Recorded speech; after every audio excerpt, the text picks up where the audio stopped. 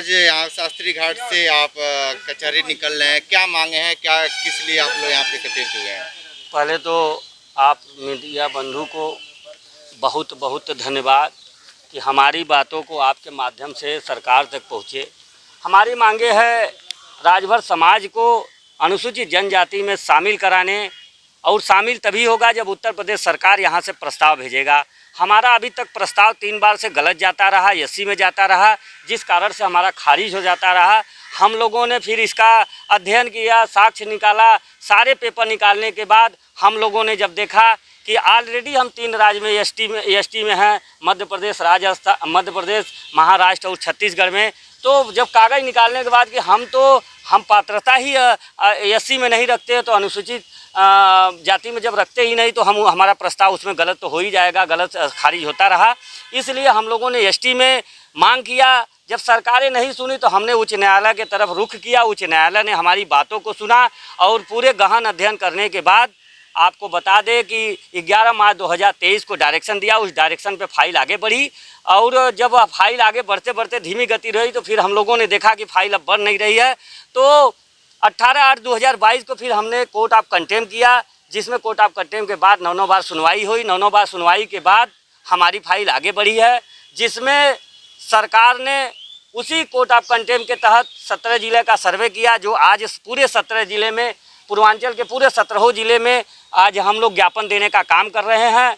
और जो सर्वे हुआ उस सर्वे का रिपोर्ट, सिर्फ पॉजिटिव रिपोर्ट जो लेखनी कहा जाए, उस लेखनी में सरकार ने बहुत समय बिता दिया, जिसमें 2 साल का समय पूरा हो गया है। अब सरकार से हम आग्रह, विनती, निवेदन समझे, चाहे ये राजभर समाज की धमकी समझे।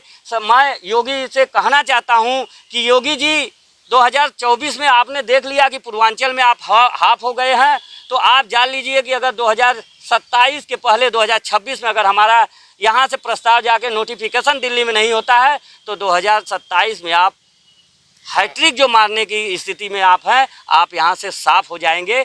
अगर आपको फिर तीसरी बार मुख्यमंत्री बनना है, तो राजभर समाज के इस दुख दर्द को, इस गरीब वंचित समाज को आप हक अधिकार देने का काम करें।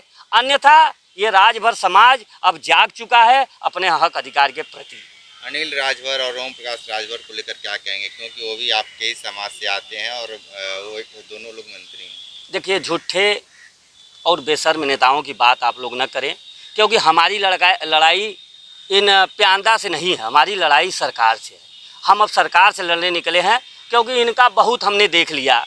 कोई 22 मार्च 2015 को कटिंग मेमोरियल में हमको चलो आज़ादी मिलने वाली है, हम लोगों के घर तक अधिकार झोला में भर भर के पहुंचाने का काम करने वाले थे। अभी तक उनका झोला राजभर समाज के पास नहीं पहुंचा।